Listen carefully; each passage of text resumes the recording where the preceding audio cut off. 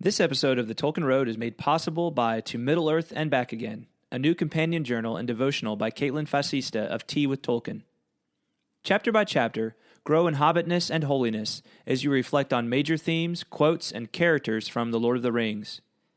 To Middle-earth and Back Again explores Tolkien's Catholic faith and the influence it had on his writings, inspiring you to reflection and action as you seek to carry the spirit of Middle-earth into your own daily lives through journaling prompts, discussion topics, and tangible action items. Journey alongside Frodo, Samwise, and the other members of the Fellowship of the Ring as they each play their parts in the War of the Ring. And as they come to the final chapters of their tale, you may find yourself altogether changed as well. For more information, head on over to teawithtolkien.com/book. Once again, that's teawithtolkien.com/book.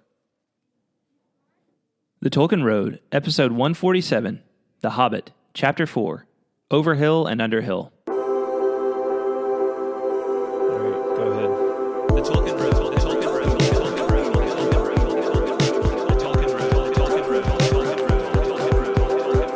Road, the Tolkien Road, the Tolkien Road, the Tolkien Road, the Tolkien Road, the Tolkien Road, the Tolkien Road. Hey there, fellow travelers. Welcome to the Tolkien Road, a long walk through Middle-earth. On this episode, we continue our journey through The Hobbit with Chapter 4, Over Hill and Under Hill.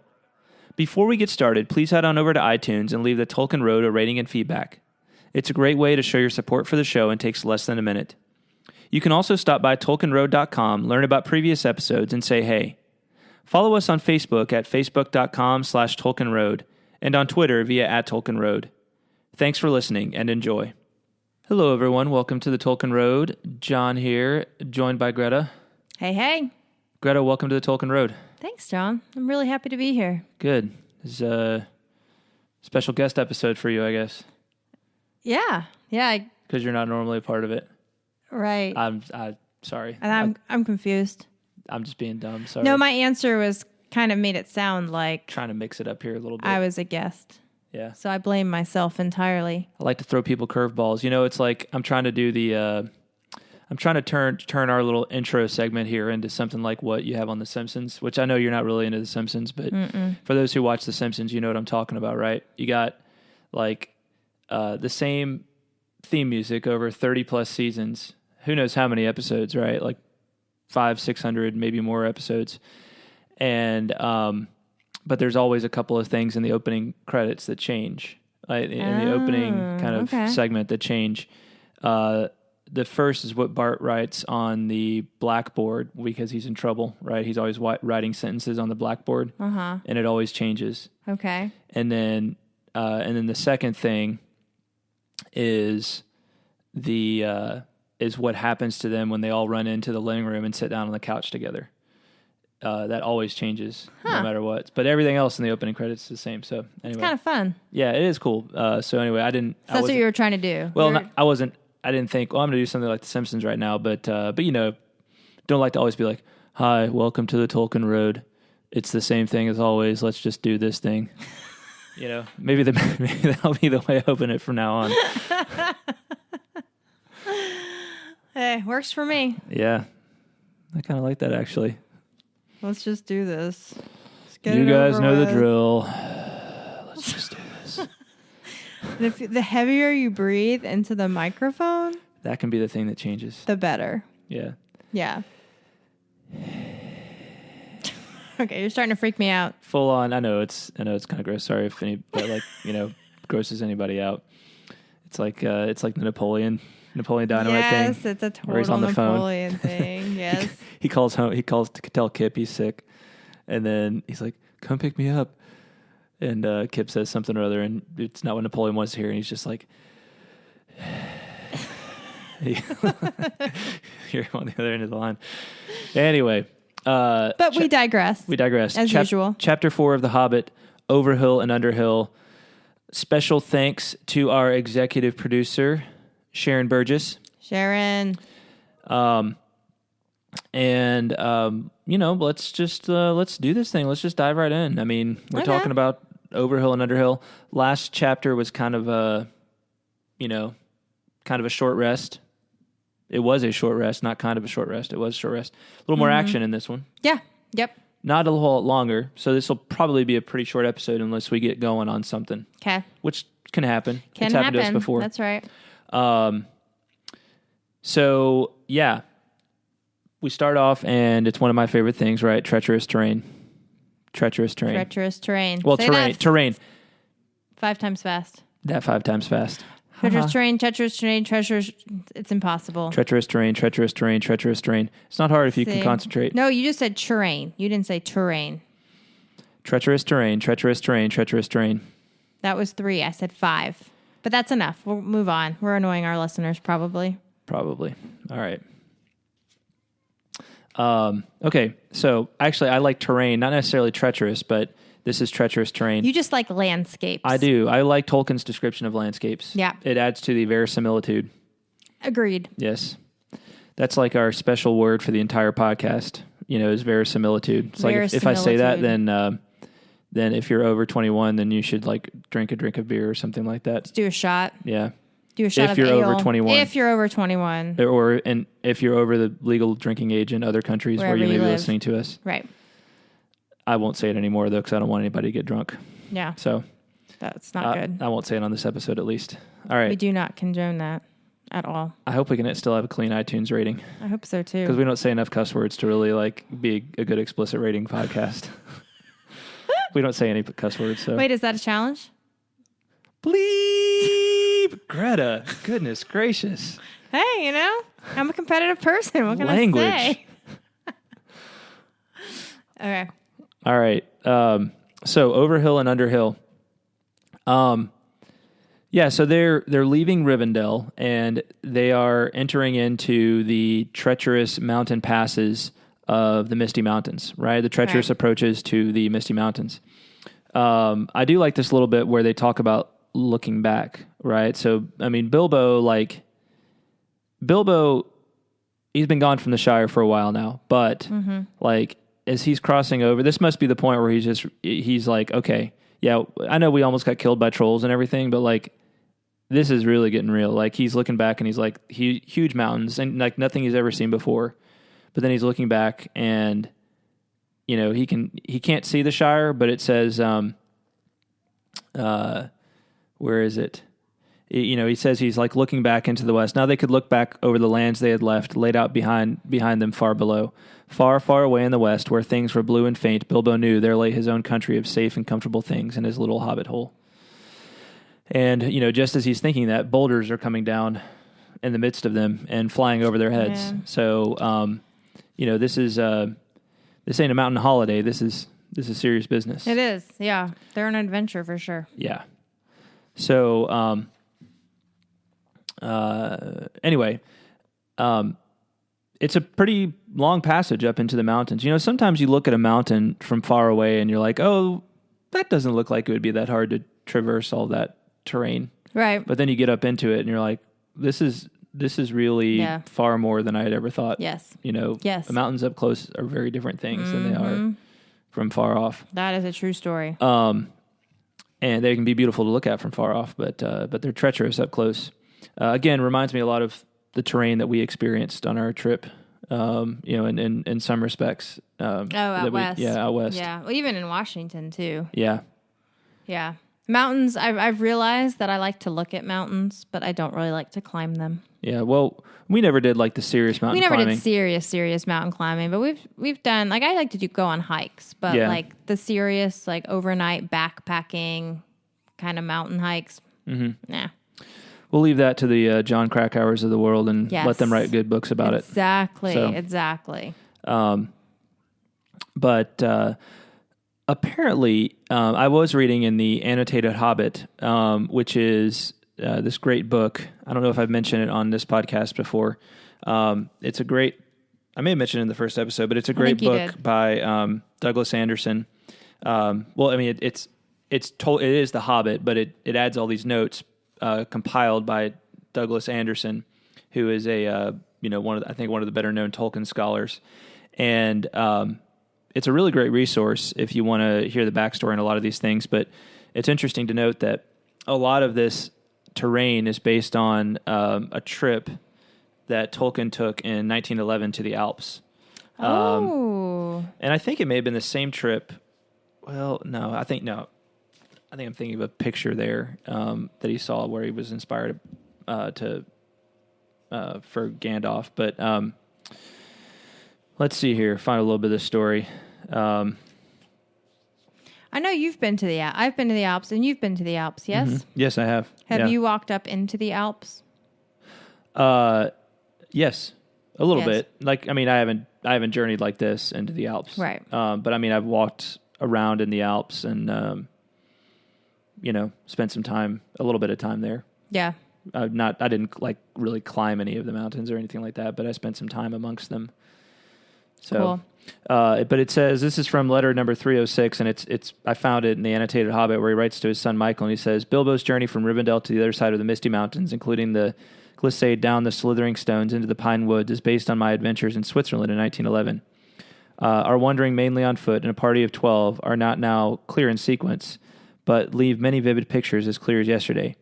We went on foot carrying great packs. We slept rough, the menfolk, often in hayloft or cowbyre, since we were walking by map and avoided roads and never booked, and after a meager breakfast fed ourselves in the open. One day we went on a long march with guides up the Altesh Glacier, when I came near to perishing.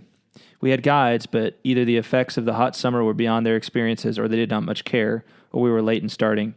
Anyway, at noon we were strung out in file along a narrow track with a snow slope on the right going up to the horizon, and on the left a plunge down into a ravine. The summer of that year had melted away much of the snow, and stones and boulders were exposed that I suppose were normally covered.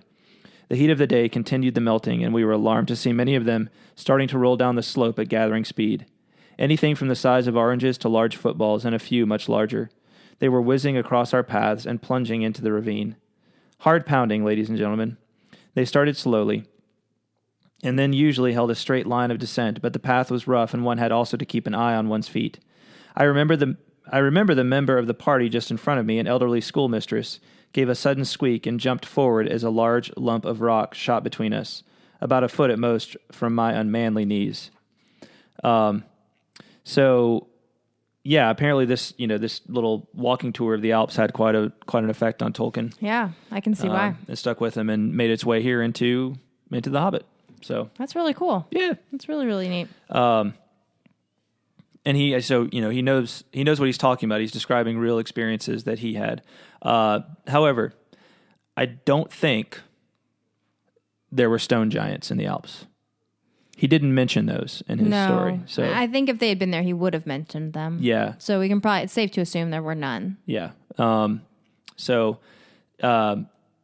he just didn't mention in that letter. He's like, well, yeah, everybody knows stone giants exist. So, right. Could be. He was just like, well, duh, stone giants. Yeah. So maybe he just thought we were all a lot more well-versed in Alpine lore. Well, but in all seriousness, it's funny because he just kind of mentions them like offhandedly, right? He says, when Bilbo peeped out in the lightning flashes, he saw that across the valley the stone giants were out and were hurling rocks at one another for a game, right? It's not like, the way he describes it is just funny to me because it's like Bilbo just peeps out and he's like, oh, there are the stone giants. It's not like there were these massive giant humanoid things that were throwing boulders at one another. It's like, oh, yep, they're the stone giants. Yeah, everybody knows that stone giants exist. He doesn't seem surprised or, ruffled at all by it. Yeah, well, and he just doesn't describe his reaction, right? Well, I guess that's true. So, but it is odd. You'd think that he would describe, it would be a good opportunity to describe his reaction, here. So, I do, this is one of those things where, as we've talked about, Tolkien later in life said, he wanted to go back and rewrite The Hobbit in more of a Lord of the Rings style. I do wonder if this would have been a much longer chapter, and specifically the episode with the stone giants would have been a lot longer if he had. There's a lot of possibility to develop that lore of what exactly the stone giants are. That's true. We never find out what they really are. We just have this little scene with the stone giants, and and they almost become they almost kind of get killed inadvertently by the stone giants. It says, if we don't Thorin says, we should be picked up by some giant and kicked sky high for a football. Basically, he's saying if they don't get out and find cover, right? Right. So I did look up in the annotated Hobbit to see if we could learn anything more, if Tolkien had ever said anything more about the stone giants. I was just going to ask you if there was something in the annotated Hobbit about them. I'm glad you asked, Greta. Yeah. Well, you read my mind. Yes. Because you have looked. And there is something? There is indeed something. So let me find it here. I'm waiting with bated breath. Drum roll, please. All right. There's enough drum rolls. That was really pathetic. I'm sorry. I'm usually very good at drum rolls. All right, here's what it says on page 104 of the annotated Hobbit. The stone giants are mentioned only in the Hobbit. It seems probable that they can be interpreted as a type of troll. Both are large and apparently malicious beings, and in Appendix F of The Lord of the Rings, Tolkien mentions as a type of troll the stone trolls of the Westlands who spoke a debased form of common speech. And this description certainly applies to Bert, Tom, and William Huggins. It is perhaps relevant to note that the trolls come from a place to the north of Rivendell that is called the Ettenmoors, or the Ettendells. In his nomenclature of The Lord of the Rings, Tolkien noted in the entry for Ettendells that it is meant to be a common speech, not Elvish name, though it contains an obsolete element, Etten, troll or ogre. So anyway, I won't read the rest of the thing because you should go buy the book. But yeah, I was wondering if these guys were related to the trolls from the previous chapter, because those guys did turn to stone. Well, that's what Douglas Anderson thinks, per the annotated Hobbit there. But we don't really have much actual evidence from Tolkien to go off of, because he never, from what we know, he never really elaborated on these stone giants. So. Oh, well. You think if they were trolls, though, you kind of think he would have called them trolls because they were just trolls 2 chapters ago. Yeah. And they also don't seem interested in the... in the Hobbit. In Hobbit or the in dwarves. Party, right? The dwarves or Bilbo or Gandalf. Yeah. Whereas the trolls obviously wanted to eat everything. Like, that they could, any flesh that they could find. Yeah, there are definitely some differences, for sure. So, I don't know. I don't know. It would have been cool to have that developed a little more. Yeah. We'll of course talk about. I don't want to get into it too much here, but we'll talk about what Peter Jackson did with that in his first Hobbit movie, The Unexpected Journey. And maybe when we get around to watching the animated Hobbit, I'll have to go back and see what they did with the stone giants in that movie, because I don't remember now. It's been a long time since I've seen that one. I don't even know that I've seen it, so I wouldn't know either. Well, we will watch it at some point, probably after we do the entire Hobbit. So okay, yeah, sounds good.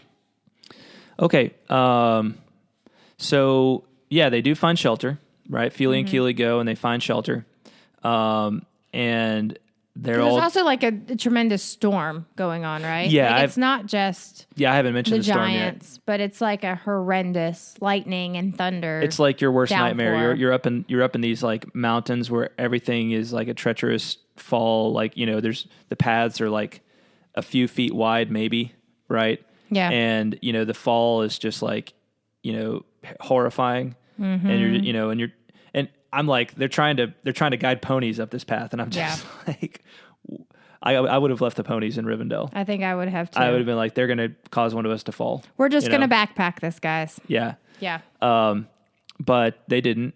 And so, yeah, it's just like my worst nightmare. I'm not even afraid of heights, and it's my worst nightmare. Falling off the side of a mountain, I think, is a lot of people's.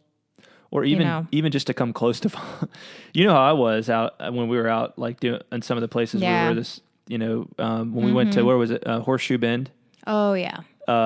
Which is this river bend just upriver from the Grand Canyon. Is it in northern Arizona or southern Utah? It's in northern Arizona, okay. I'm pretty sure. It's in really Page, cool. Arizona. It's beautiful. It is. But there were so many tourists there, and everybody's like gunning for a spot, and it's just like you get up to the, there's no railing or anything. Nothing. You just get up to the edge, and it's just like straight drop, like... I mean, I don't know how long it was. It was several hundred feet at least. Yeah.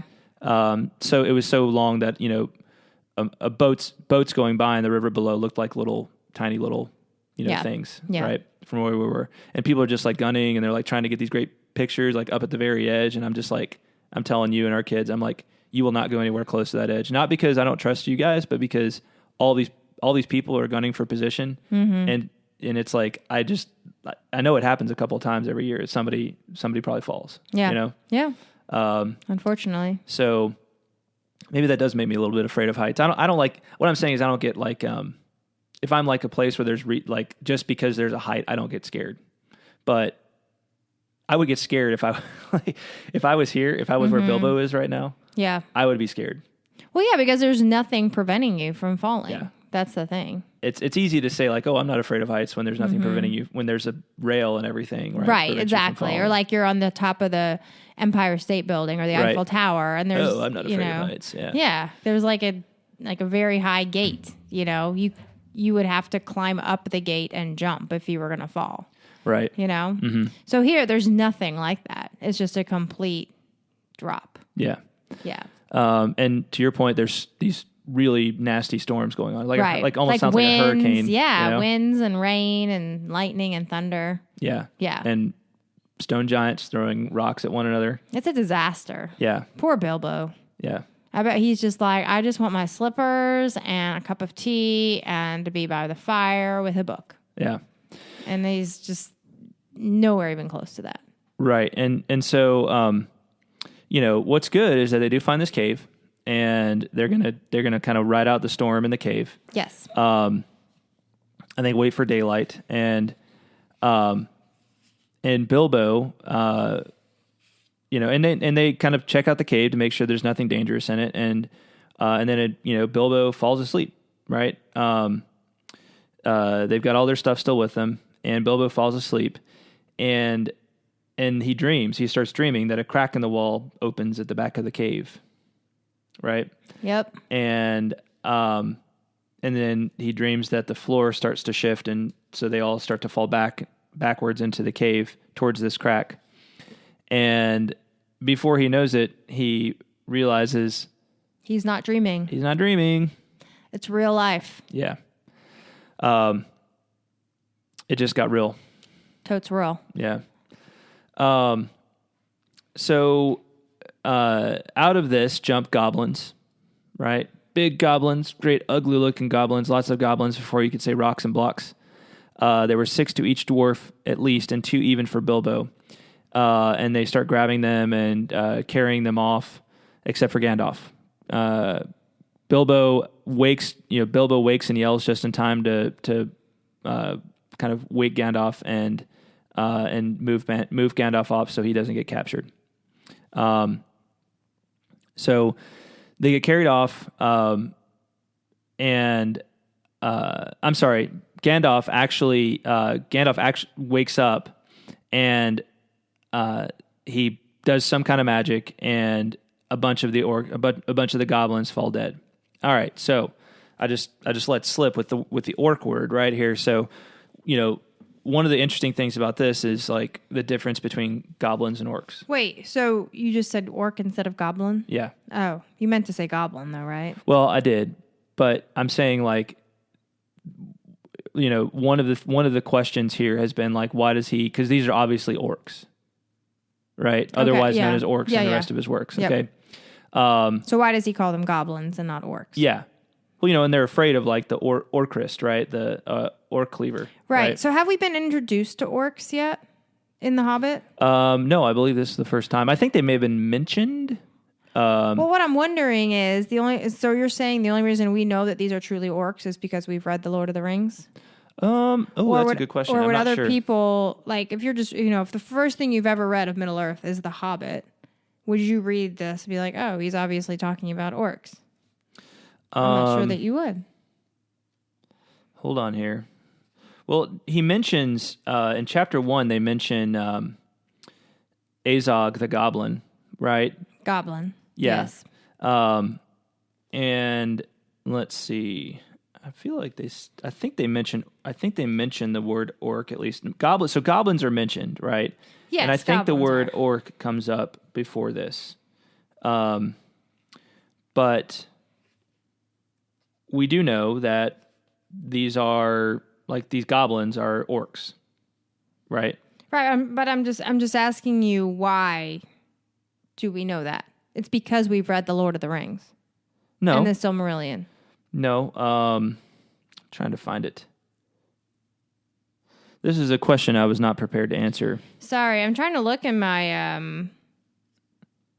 I'm trying to see if I can figure out how to search in my Kindle version, but it's not. Like, the search is for everything, not just my book. So, anyway, I'm sorry. I didn't mean to derail us. Well, I was just curious. I'm going to try to find it now. To figure out why, why it's so obvious that these are orcs. Because maybe it's obvious to us because we've read a lot of other stuff that takes place in Middle-earth.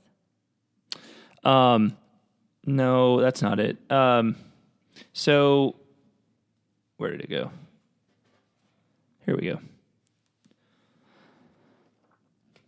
I'm not going to look there just yet. I wanted to talk about why they're called goblins here. But we got to deal with this first. No. I didn't mean to derail us. I really didn't. Look what you've done. I know. Well, I just realized that I was trying to search in the same book. That's probably why it didn't. I mean, in the wrong book. Yeah. That's why it didn't work. Where's my Hobbit book? I can't find... Oh, there it is.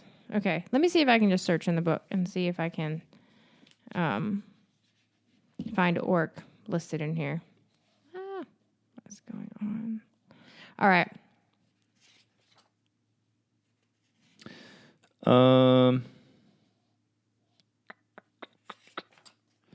Let's see.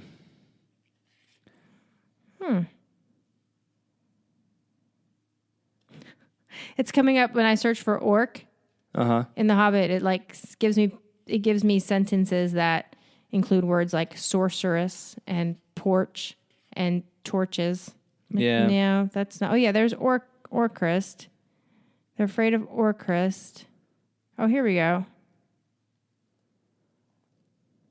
This is in... What chapter is this? It says the passage was low and roughly made. It was not too difficult for the Hobbit, except when, in spite of all care, he stubbed his poor toes again. Oh, this is the chapter we're in. No, I think that's the next chapter. Oh. So they do mention orcs of the mountains in the next chapter. Well, at least the next chapter. I thought there was somewhere sooner, but anyway, why? So the point I was trying to get at before you sidetracked us. Sorry, I said we didn't have to deal with it.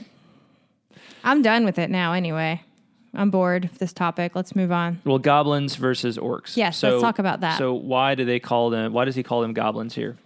So in one of his letters, I believe this is the Waldman letter?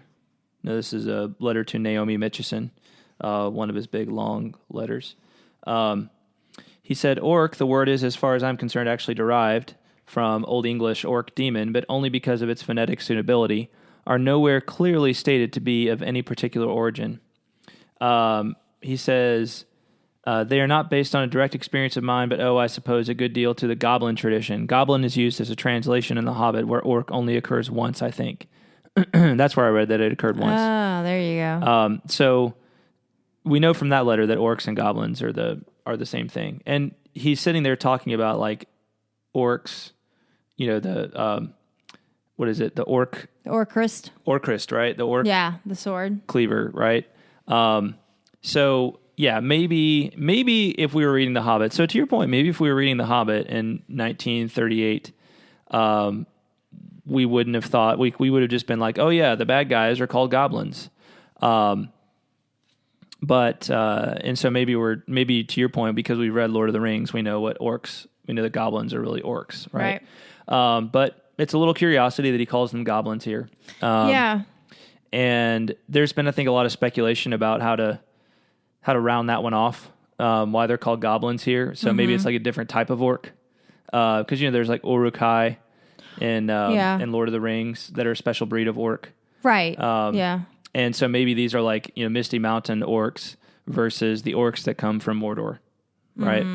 Yeah, it could be. I also wonder if it's maybe just as simple as the fact that he was writing this for children, right? And children wouldn't know what orcs were, but they would probably know what goblins were. Yeah. Because goblins seem to make more of an appearance in books that children have read. Yeah, that's probably the actual answer, but that's no fun. Okay. I'm messing with you. Hey, I felt pretty smart, actually. We need to come up with convoluted explanations for how Tolkien is brilliant about everything. We can't just say that kids know what goblins are and don't know what orcs are. That's too lame. That's right. We have to convolute it. He actually also says in one of his other letters, this is letter 151 to Hugh Brogan in 1954, he says, "Your preference of goblins to orcs involves a large question and a matter of taste, and perhaps historical pedantry on my part. Personally, I prefer orcs, since these creatures are not goblins, not even the goblins of George MacDonald, which they do to some extent resemble.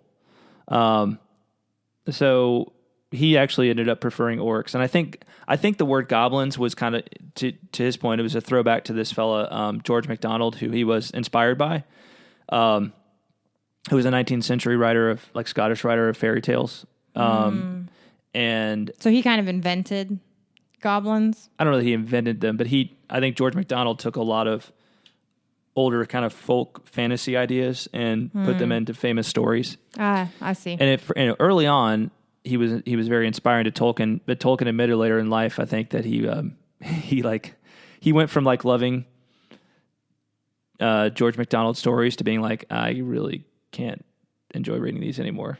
I think he just kind of outgrew them in every way, like not just in the sense of like, oh, he grew up, because obviously he was a grown up when he read them, when he was putting the ideas into The Hobbit, but I think he grew to love a certain type of fantasy far more. Yeah. That a deeper sort of less I don't know, less sort of nursery fairy tale-ish and more, grand epic sweep like Lord of the Rings. Right. Yeah, that makes sense. Bigger stories with greater significance. Yes. Greater consequences. So, anyway, yeah, goblins versus orcs, they're the same. Got it. There you go. It took us a long time to come to that conclusion. Well, that's because you had to bring up saying. you had to throw me that like curveball from out of nowhere. That's what I do. Yeah. Got to keep things interesting. Tell me about it.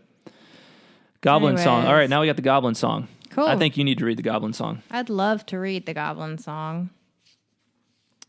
Is it the one that starts with clap? Mm-hmm. Is that it? Yep. Clap, snap, the black crack. Grip, grab, pinch, nab. And down, down to Goblin Town you go, my lad. Clash, crash, crush, smash. Hammer and tongs, knocker and gongs. Pound, pound, far underground. Ho, ho, my lad. Swish, smack, whip, crack. Batter and beat, yammer and bleat. Work, work, nor dare to shirk. While goblins quaff and goblins laugh. Round and round, far underground. Below, my lad. Well done. Thanks. You can get a whole lot of orc names from this, right? Just put together any two words, basically, in this poem. I actually look at this poem a little bit in my book, Tolkien's Overture, which you can get a free copy of at tolkiensoverture.com, by the way. Cool. And is also available on this podcast, earlier episodes. But I deal with this poem in there, and it's very lots of. I don't think there's any word in there that actually there's one, but there's most of the words in here are monosyllabic, right? They're one syllable. Oh, okay. So, it's very like simple language, and it's a lot of onomatopoeia too, right? Right, with the sounds. Mm-hmm. Yeah. So, you can make a good orc name like Swish Crash or Clash Crack, right? Mm-hmm. Or Workbeat. Workbeat. I like that one. Yeah, Workbeat. Yeah. Or Shirk Smack. That's a good one. That is a good one. Yeah. Yeah. Shirk Smack.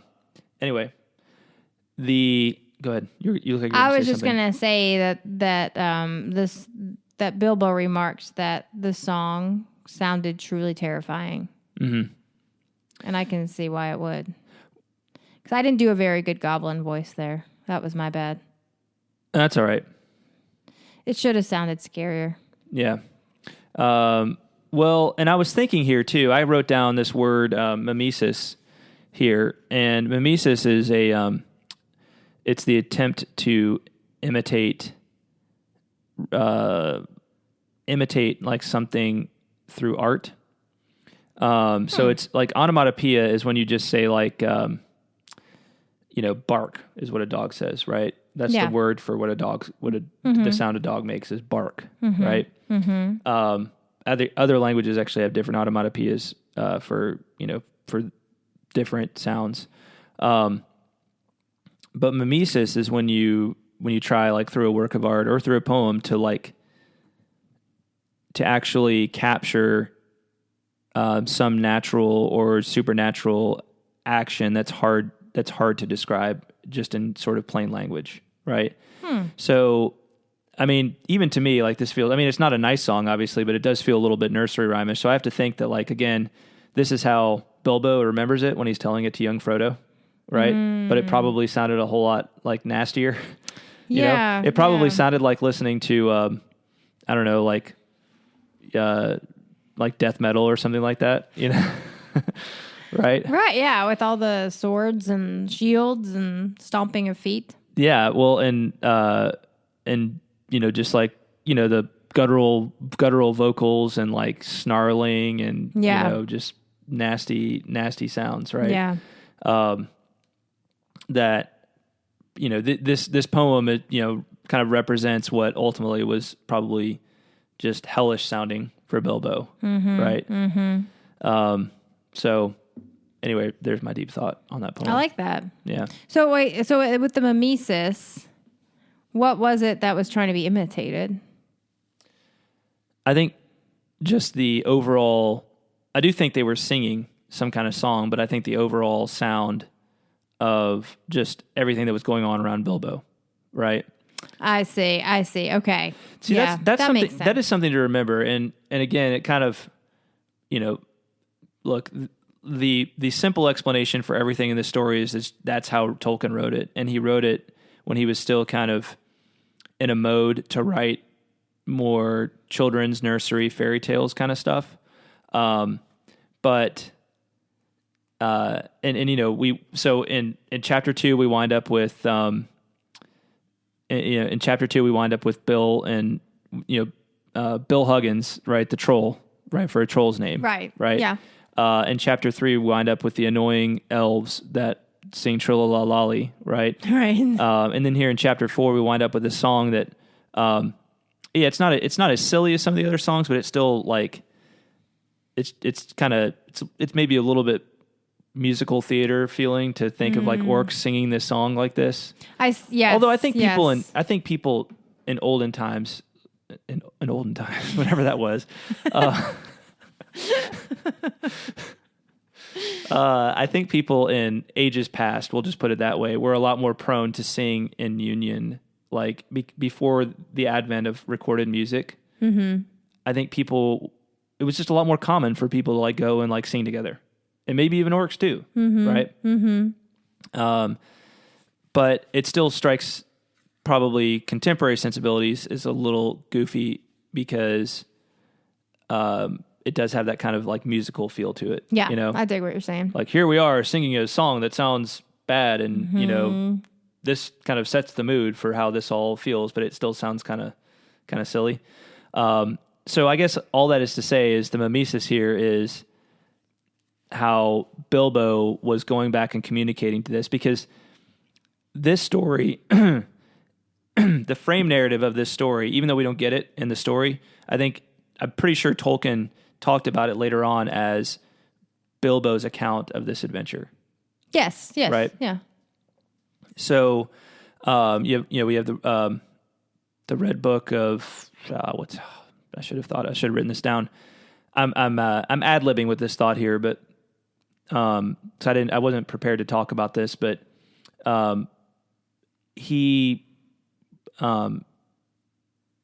Bilbo is recounting this story as he would have been telling it to people after he came back, right? Mm-hmm. So how do you communicate? Like, they made these really hellish and guttural and nasty sounds. Well, a Hobbit probably wouldn't say that. A Hobbit would try to create a song that sounds kind of like what it was, right?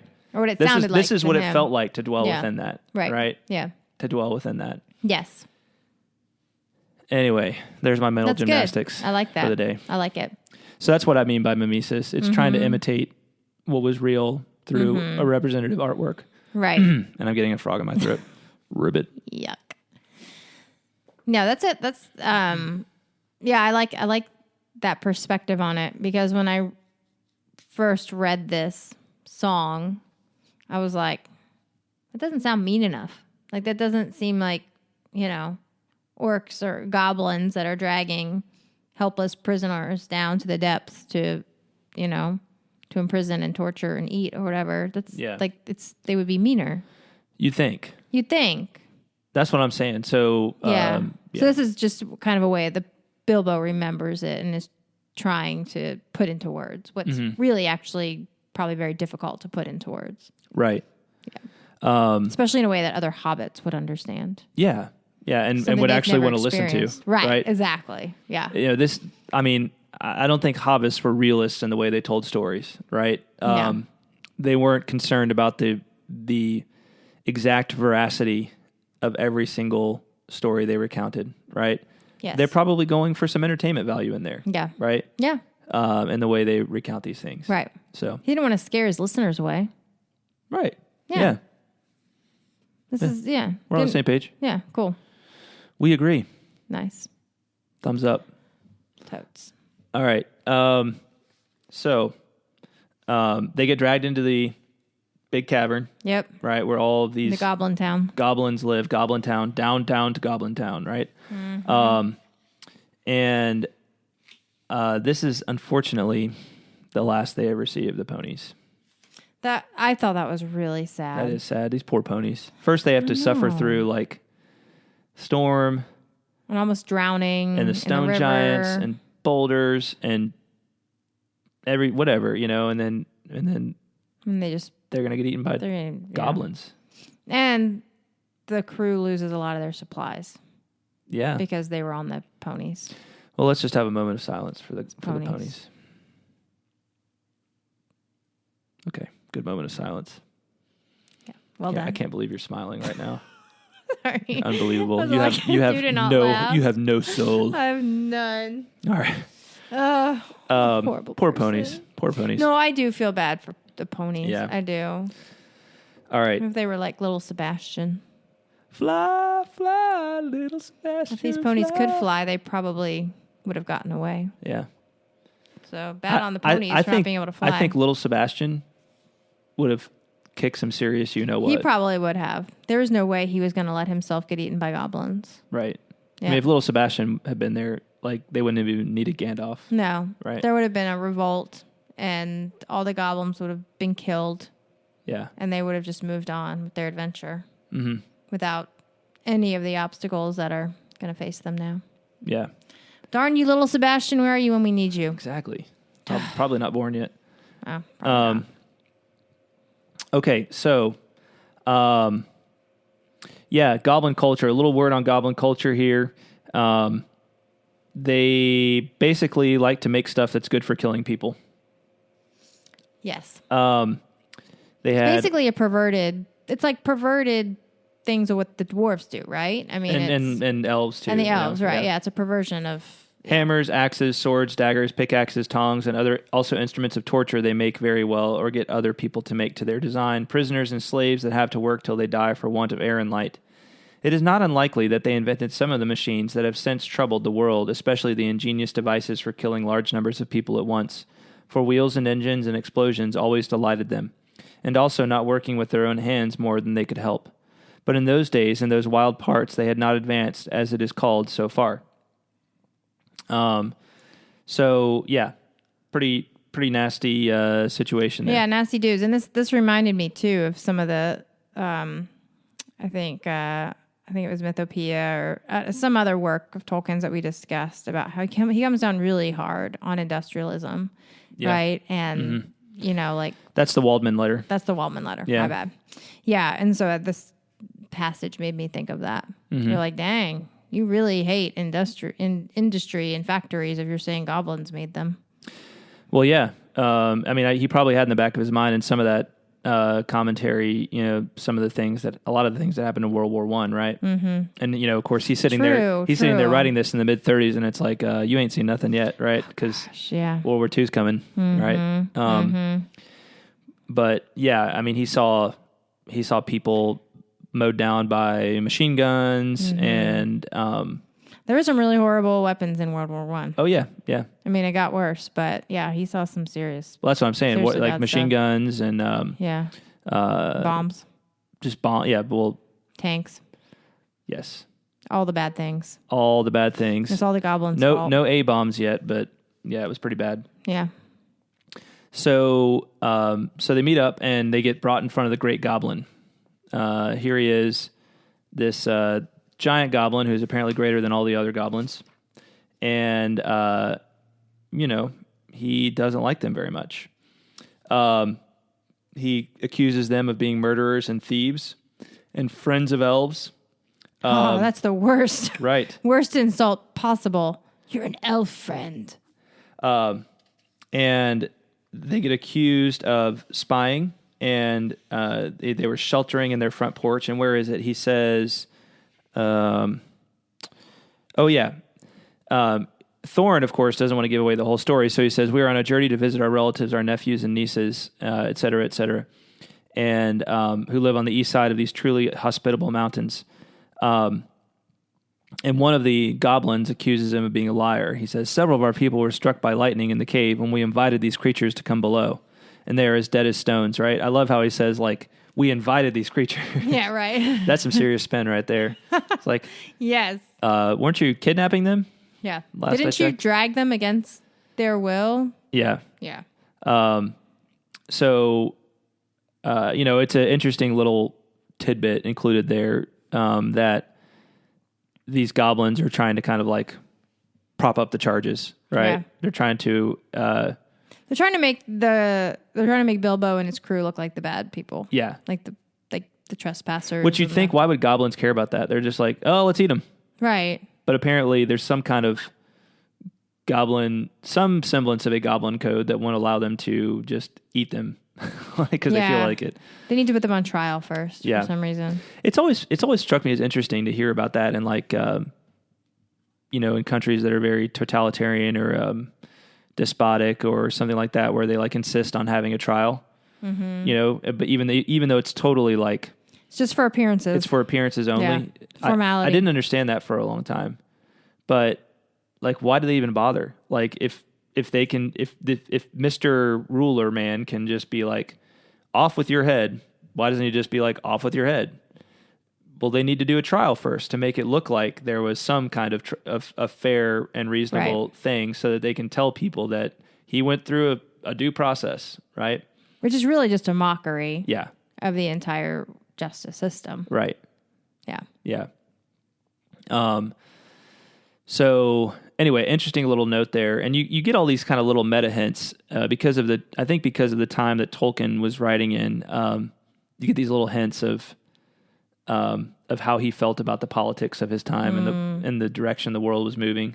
Because obviously he's probably hearing a lot as he's writing this about the rise of like Hitler and of course, years before that of the communists and the Soviet Union. So I think he probably has. And you had fascists in Italy. You had fascists and communists fighting in a civil war in Spain. Mm-hmm. So you just have all these like people who want to control everything, fighting and vying for control. In all these other places around the world. And I'm sure he was hearing about all of that. Yeah. Yeah, no, good point. Absolutely. And to be sure, I'm sure there were people advocating for those kinds of ways in England too, right? Mm-hmm. That there would be, that they should go either a communist or a fascist direction or something like that. Yeah. There were people that advocated for that sort of thing. So I like all the, I just like seeing these little indications that he was aware of those sorts of dynamics. Yeah. Right. Mm-hmm. I think those are neat. So the Great Goblin basically sentences them to death, right? Because they've got these weapons, Orcris, the Goblin Cleaver, And he says, murderers and elf friends, slash them, bite them, beat them, gnash them, take them away to dark holes full of snakes, and never let them see the light again. And then just at that moment, the lights go out, and Gandalf saves the day. Of course. Yep. The great goblin is killed. It says, suddenly a sword flashed in its own light. Bilbo saw it go right through the great goblin as he stood dumbfounded in the middle of his rage. He fell dead, and the goblin soldiers fled before the sword, shrieking into the darkness. And Gandalf lights up his wand and leads the dwarves on a great escape. So, yeah, good time for Gandalf to show back up. Yeah, he always shows up at the right time. He just has this way. He has this knack of just appearing right when they need him the most. Right. It's pretty terrific. Yep. All the dwarves and Bilbo are accounted for, and they're on their way, being chased by goblins all the way, of course. And then I think it's Dory who's carrying him. Although I thought Bomber, I missed the handoff, I guess. No, he's on Bomber's back. He's on Bomber's back, and then quite suddenly it says Dory, now at the back again, carrying Bilbo, was grabbed from behind in the dark. He shouted and fell, and the hobbit rolled off his shoulders into the blackness, bumped his head on hard rock, and remembered nothing more. So Dory got him at some point. Yeah, he must have. But here it says, why, oh, why did I ever leave my hobbit hole, said poor Mr. Baggins, bumping up and down on Bomber's back. Right. So I'm trying to see where it was that he wound up on Dory's back, but maybe that's a mistake that never got corrected. I don't know. Wouldn't that be something? Yeah, I don't see that he's ever handed off. Yeah. Yeah, maybe he did maybe it's just not noted. Because, Bomber, it says that Bomber was fat and staggering and sweating, so maybe he got tired of carrying Bilbo. And so he handed him off to Dory, and Tolkien didn't think it worth noting that. Okay. But and then they get grabbed. Nabbed. And grabbed. And Bilbo bonks his head and passes out. Dun, dun, dun. And that's the end of chapter 4. That would be a cliffhanger, people. Yes, indeed. All right. You did your haiku, right? I did do my haiku. Okay, did you? I did. Sweet. Let me get the old haiku song queued up here. Okie dokie. I should have had it queued up already. Yeah, you should have. I thought you'd learned your lesson by now. Because this happened last time and the time before that, too. Hey, what's the score in the game right now? It's 1-0, Brewers. Okay. Yep. Right on. All right. But the Dodgers are threatening. Here we go.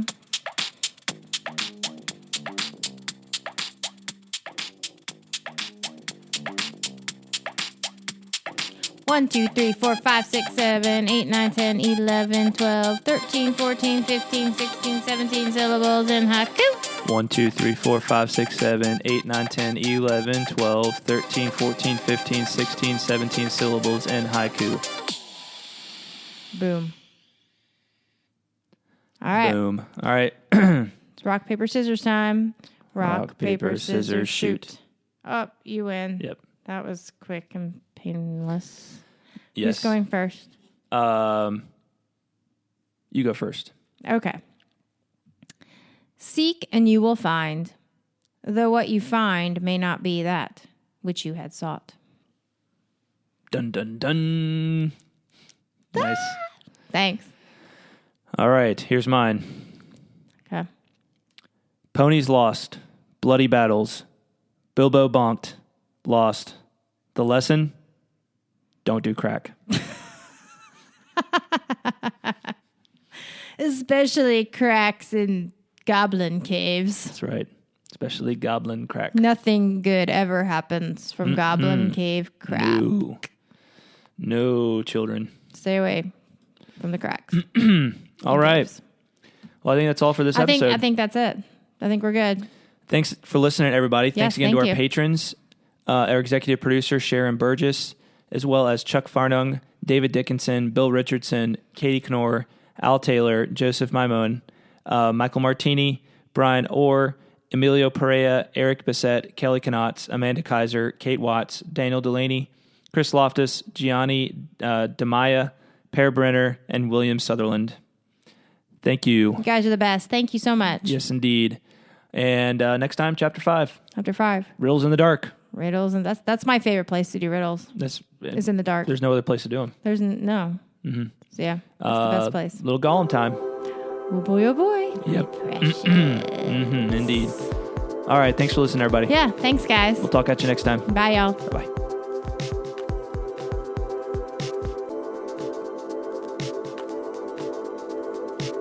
Please remember to check out truemyths.org and TolkienRoad.com for show notes and plenty of other Tolkien goodness. Also, if you're enjoying the podcast, please leave the Tolkien Road a rating and feedback on iTunes or your podcast app of choice, and stop by our Facebook page to say hey. On the next episode, we'll continue our journey through The Hobbit with Chapter 5, Riddles in the Dark. Please send correspondence to TolkienRoadPodcast@gmail.com. Thanks for listening, and until next time, the road goes ever on.